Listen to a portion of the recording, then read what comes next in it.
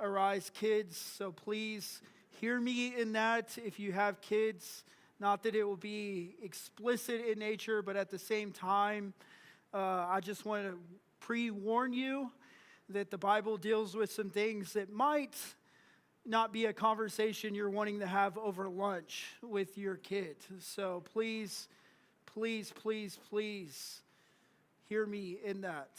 We are going to be in Genesis 39 this morning, and so we're continuing on in the story of Joseph. And the common theme that we run into with the life of Joseph is that Joseph is experiencing what no one else before him in the book of Genesis experienced, and that is that over and over again you see visions of God, you see God being present, you see God audibly speaking, and even showing up to wrestle with Jacob or to come to Abraham and tell him, hey, you are going to have a son.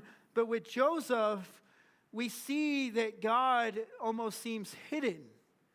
And so the theme throughout Joseph's life is that in the hiddenness of God, that can be where God does some of the greatest work in your life.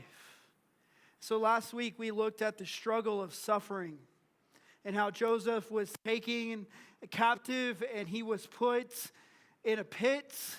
And we saw that God was dealing with his heart through that, as Joseph was a liar, he was arrogant, he was proud, and so God was working in his life. Today we're going to look at temptation, and there's three things that I want us to see when it comes to temptation. One is the temptation of power.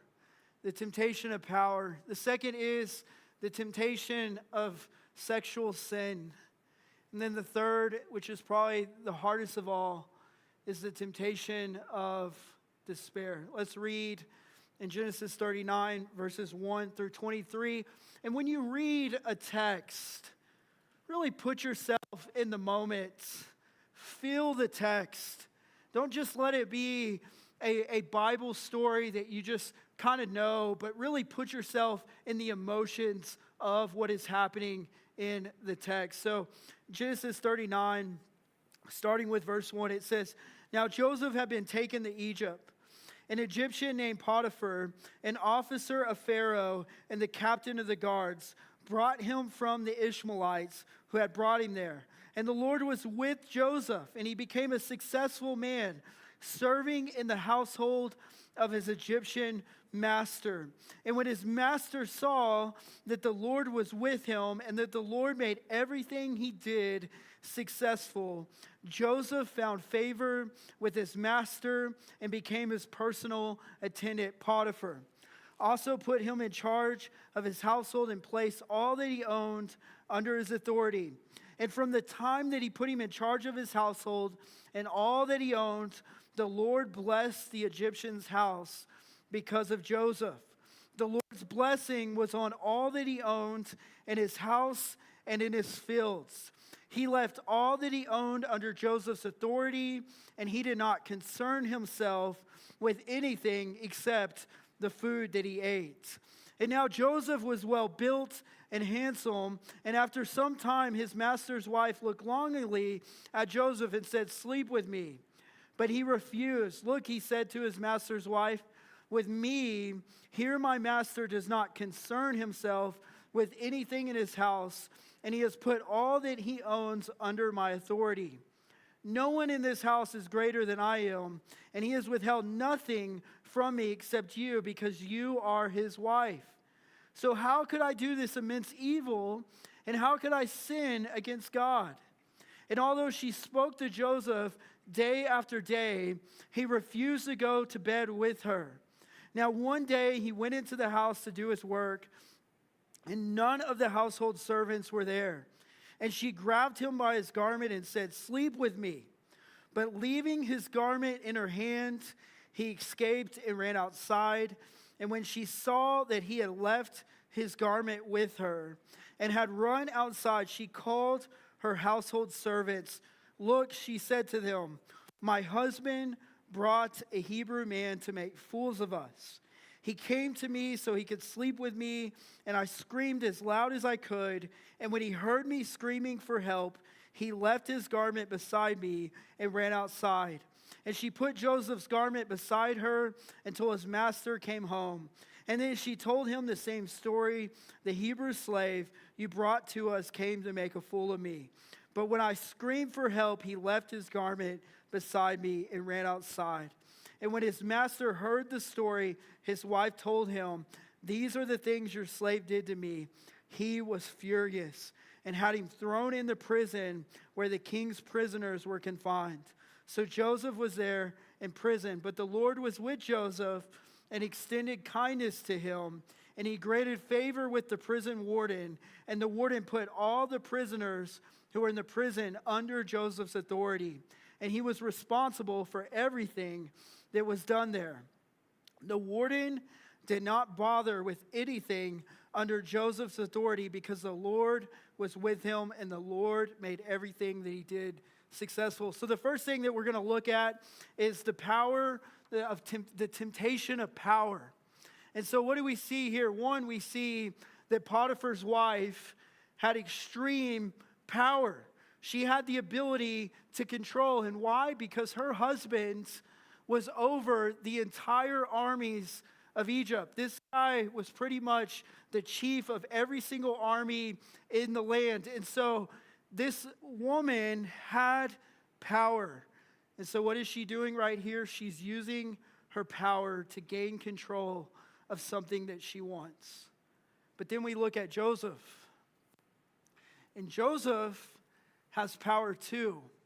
We see in verse 5 that Joseph is in the household and he is one of the right-hand men of Potiphar, the most powerful person in the world. And what does he do? He uses his power to bless. So what is the application here? Well, one, we have to see what Joseph was. He wasn't just a slave in this sense. No, what Joseph really was in this story was a businessman. He was the COO of Egypt, pretty much. And so the story, and I think that there's a guy in England that talks about this the best. He says, you know, when you go to a Bible bookstore, or you go to the Christian section, and you were to see a book titled "A Man Used by God," you would instantly think of a missionary, or you would think of a pastor, or you would think of someone leading a great Bible study. But he said, in the case of Joseph, God is using a man that is in business to accomplish his glory.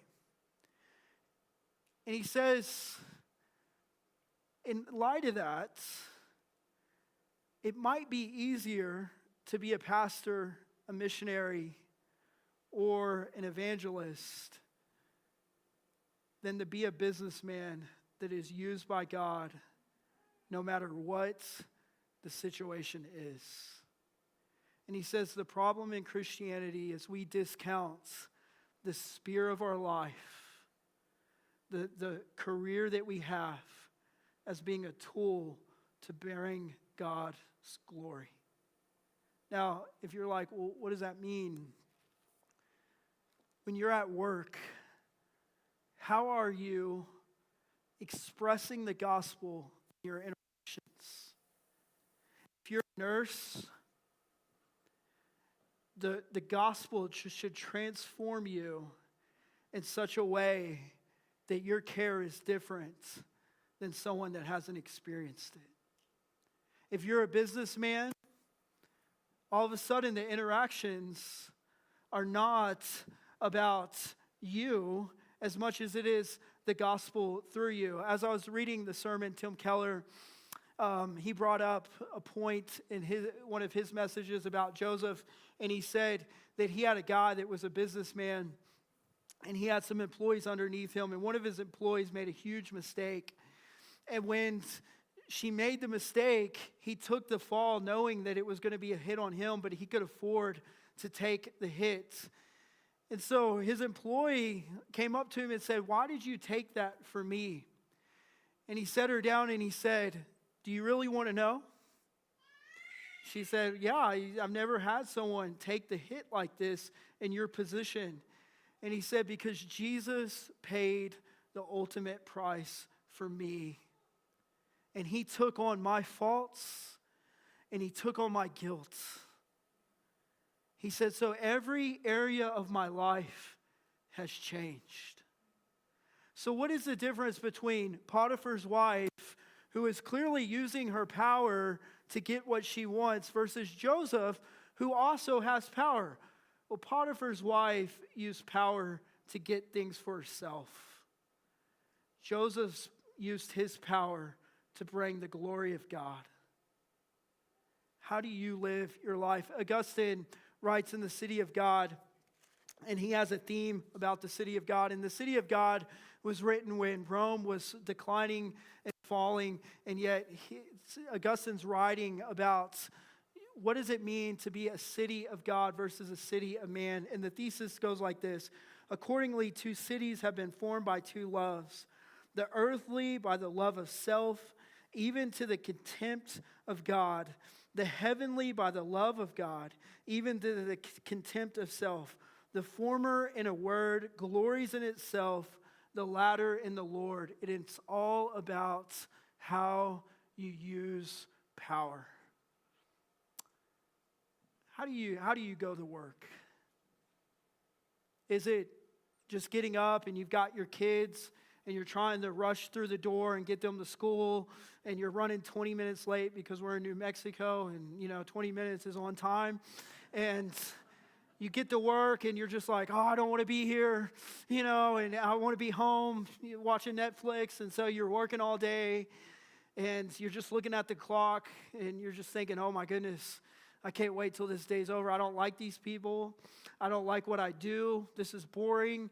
And all day, you just kind of get through the day.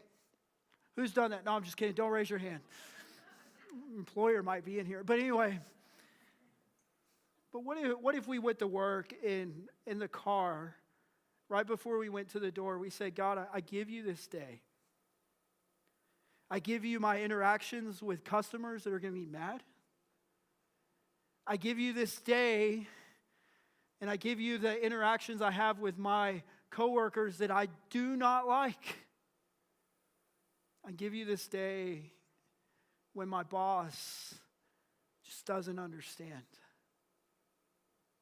God, let my influence show you and not me. How significant would that be? Because what would happen is people would go, why are you different? Why are you so cheerful? Why are you doing the extra? And if you had that response of, because Jesus paid it all, so I owe him even my hard days.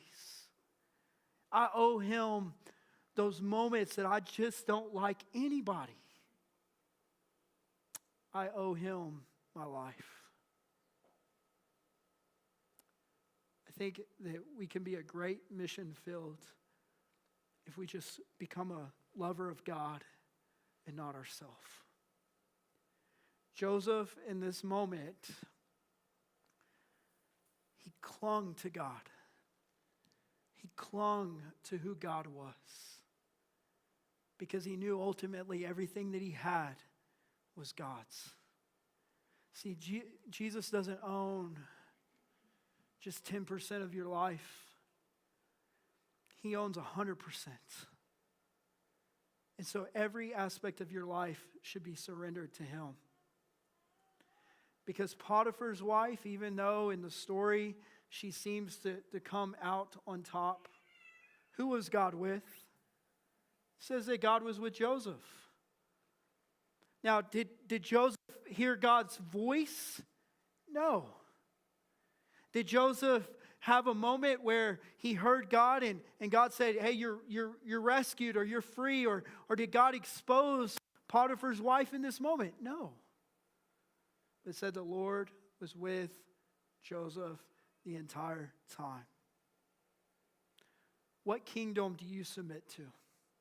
Because the temptation of power is really about the temptation of putting your eyes either on God or on yourself? So a couple of checks that I think we should make. When you go about your day, is it missional or is it selfish? Is it missional or selfish? How you respond to people, is it missional or selfish? How you love people, is it missional or selfish? Let God be God in your life. So that leads us to our next thing. So the second thing that we're going to look at is sexual temptation. So in this text, we see very clear that Joseph says, I sin against God. I sin against God if I do this. He doesn't say that he's sinning against Potiphar. He says, I sin against God. And in 1 Corinthians 6, Paul kind of alludes to this narrative right here. But what's going on is this is about the Bible's ethics about sex and what sex is for.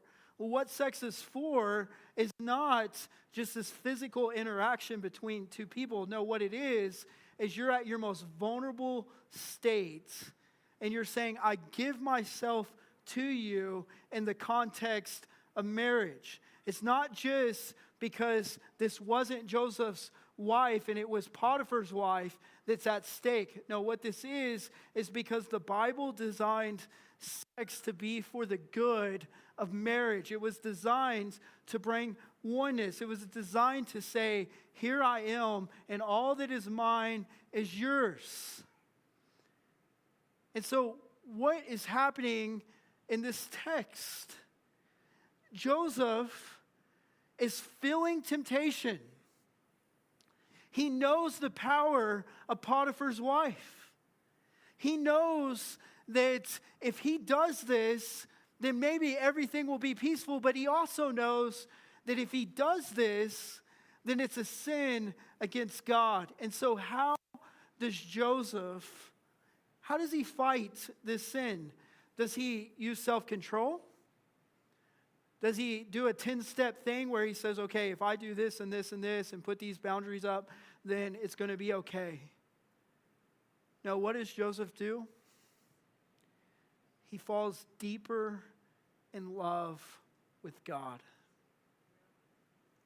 He falls deeper in love with God. He says, this thing in front of me might be tempting, it might be desirable, but, my God is more. My God is King. So a couple of things about this point that I want us to see is, one, in the temptation, what do we see happen to Joseph? Joseph, he flees from this temptation, he runs away, and he is put in prison. This is a guy that was handsome, he had power, he had prestige, he had majesty, he had everything going on, and in 1 second, it was tarnished. He was perfect in this situation. He did no sin in this situation, yet he was accused.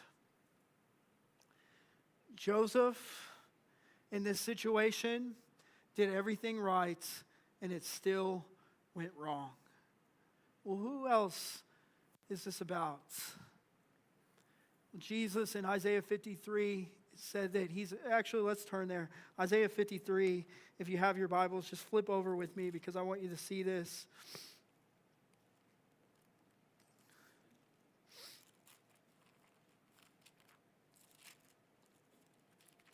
Isaiah 53.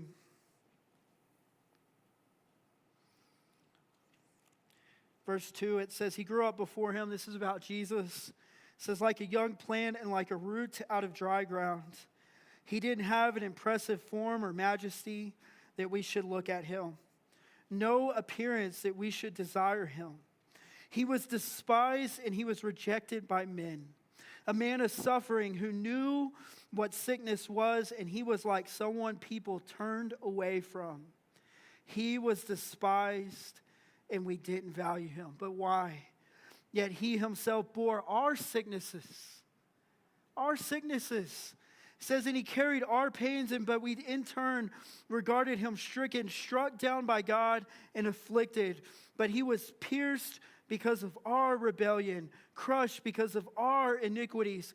Punishment for our peace was on him, and we are healed by his wounds. We all went astray like sheep. We all have turned to our own way, and the Lord has punished him for the iniquity of us all. And so Joseph is cast into this prison, and he did nothing wrong. But the greater Joseph, Jesus, came and he took on the wrath that we deserved. Now, how does this matter? Because when you're fighting against the temptation of sin, the greatest way to see Jesus better than that thing in front of you is to know the desire that he had for you. Earlier on, we saw that Jacob, he loved Rachel so much. What did it say? It said in 7 years that he worked for her, it felt like a few days. Why? Because to Jacob, Rachel was everything. His heart was on Rachel to the point that he loved her so much that no matter how hard the days got, he put his eyes on Rachel and said, it's just a few days compared to the prize that I'm going to get. Well, Jesus, his heart was for you. Have you ever considered the love that Jesus has for you? The love that Jesus had for you when you were an enemy. That he desired you so much that in the temptation of not going to the cross, over and over again we saw moments where Jesus did not want to go to the cross, but his love for you was so strong that he put one foot in front of the other and bore our sin on the cross. You were Rachel to Jesus. I do this illustration from time to time, but it just fits, so I'm going to do it.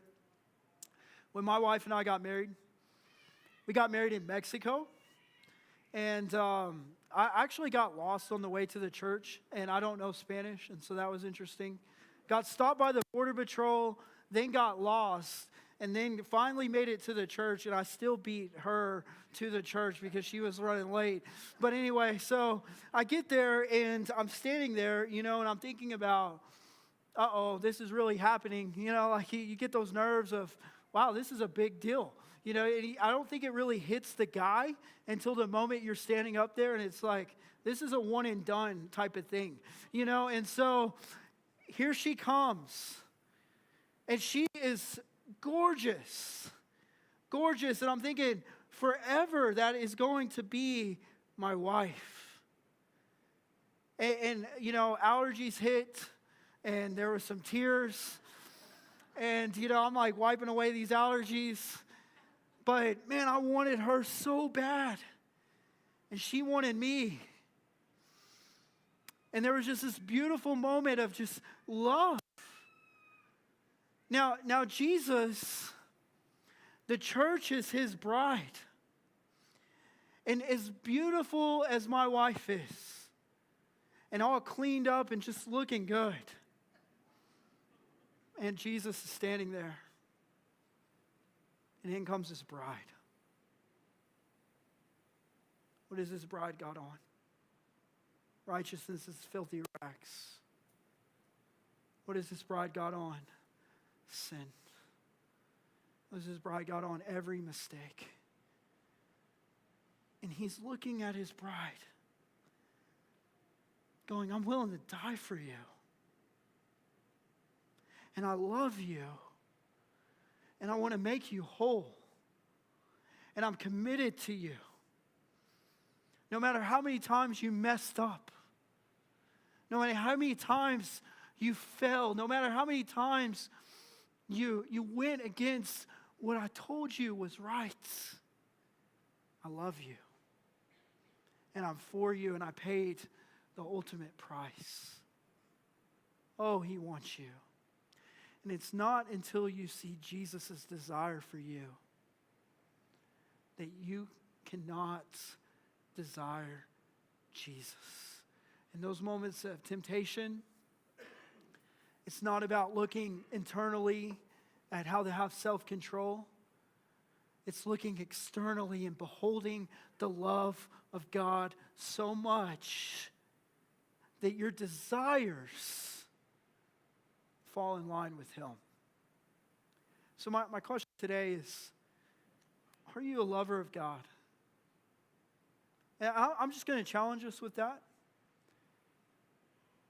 If you're like, yeah, I'm a lover of God, and you haven't opened up the Word of God in a year, check your heart. Yeah, I'm a lover of God, and you've never prayed. You've never sought Him. And I just challenge you to check your heart. Because every one of us in this room is going to face temptation. Maybe not sexual temptation, but how many of us have wanted to punch? Don't raise your hand. Punch someone in the face. How many of us have wanted to gossip? How many of us have wanted to lash out at someone that has wronged us, or wanted to see vengeance towards someone else? Man, we are all tempted, and if you are not a lover of God, Satan is at the door seeking to devour you. You willing to play that game without loving God? You willing to go down that path without being a lover of God above yourself? Cody, I don't have time. I watch college football and the NFL and MLB. I don't have time. Hey, you know what? I do too. But being a lover of God is being disciplined enough to make Him priority. Being a lover of God is making Him the most important thing in your life. It's not just about church attendance. If it's about ebbing and flowing with every interaction with your eyes on Jesus. And so your job, how are you a lover of God? When you're disciplining your kids, how are you a lover of God? When you're at your kids' games and the umpire makes a mistake, how are you a lover of God? When the other team is taunting your team, how are you a lover of God? How are you a lover of God when someone falsely accuses you of something? I think we need to evaluate. Do we just say He's priority, or do we live it? It's a real thing. And then the final thing that we have is the temptation of despair. The temptation of despair. In this story, what we see Joseph. He runs away. She's got a hold of his cloak. He's guilty, right? In everyone's eyes. I mean, she goes to Potiphar and says, your slave did this. Look what this Hebrew did. Look what this man did. And she feels that she's got him. And so what does Potiphar do? He throws Joseph into prison. And so this temptation is when you are doing what is right and you know it's going to cost you anyway. When you know that if I make this decision to do what is right, I might lose everything. So is God present in those moments? Absolutely. Absolutely. You know how I know? Because this is a story of Joseph. And Joseph ends up, what happens? He gets in charge of the prisoners. He treats them well. Some of the prisoners are the king's men. And then he ends up becoming the prince of Egypt and saving not just his family, but all families. And he saves humankind from a plague that is going to happen. Now, if you were to ask Joseph on the way to that prison cell where he had it all, and yet now he doesn't have anything. If you were to ask Joseph in that moment, hey, how are you feeling today? Joseph probably wouldn't be like, I'm feeling peachy and I feel like things are going to really work out for me. You think that he would have been like, yeah, I'm probably going to be the prince of Egypt one day, just go into prison for a while? He had no idea. He had no idea. Don't discount that God is not working through the hard and working through those situations that seem ever so difficult in your life. God is always at work in the midst of the mess. And you're like, well, Cody, you don't know about my life. Well, we don't have a book on your life. But the Bible is full of people that God is wanting you to see that He is there and He is enough. He is enough. And so, no matter what you go through, no matter how hard it gets, God is present. And so when God seems silent and God seems like He might be away, no, He's there. And He's present. But once again, this goes back to being a lover of God no matter what. One of the hardest things that I hear as a pastor, and I think back to being a student pastor, and I heard it a lot with teenagers, is people will say, well, I used to be a Christian, but then this thing happened in my life, and so I'm no longer walking with God. Let me just encourage you. This earth is temporary. The things that happen in this earth are temporary. And the love that God shown was displayed on the cross that give us a forever home. It's not this. So don't put your hope and stock in this. Because people are going to disappoint you. Things are going to get shattered. Your realities of what is good might not happen. You might lose it all. But this isn't home. So the temptation of despair is this. Can you stay a lover of God when you're at your lowest? I say this all the time. When the floor has been ripped out from under your feet, is He still your first love? Is He still there? Is He still present? Why do we constantly talk about this? You're probably like, man, Cody is like the polar opposite of prosperity gospel because he's always talking about despair and chaos and stuff. Because now we can raise our hand. Who's walked through hard things?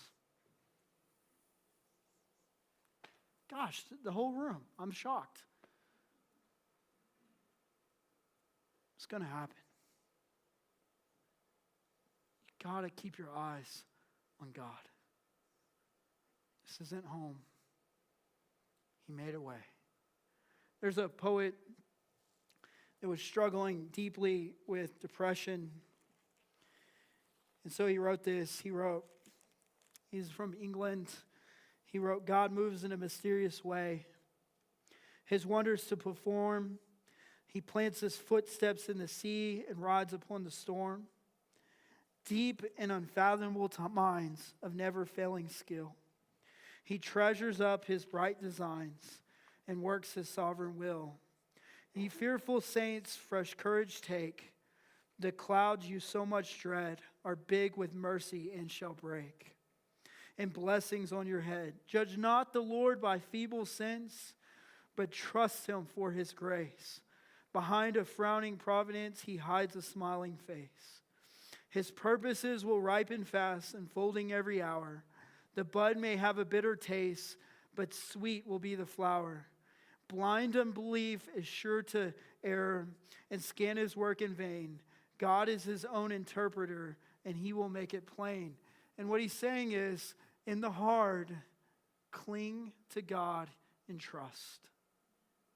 Cling to God and trust. Thank God that we have stories of Joseph.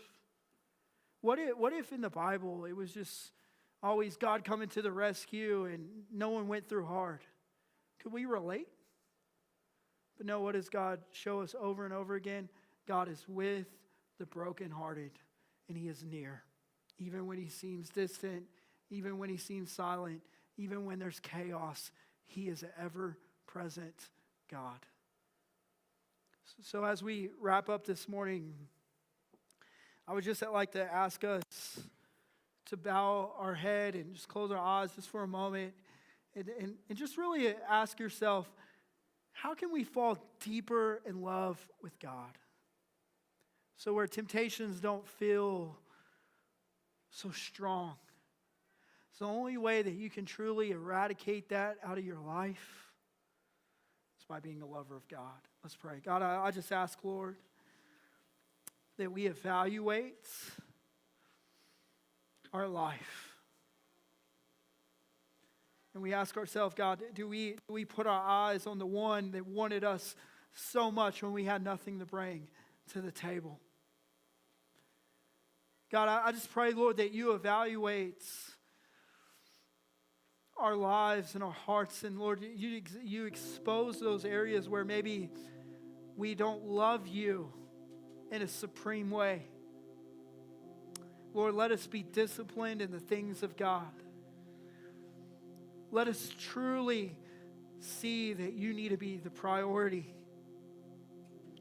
with how we spend, how we interact, how we go to work, how we take care of our kids, how we play. Everything needs to be with you in mind.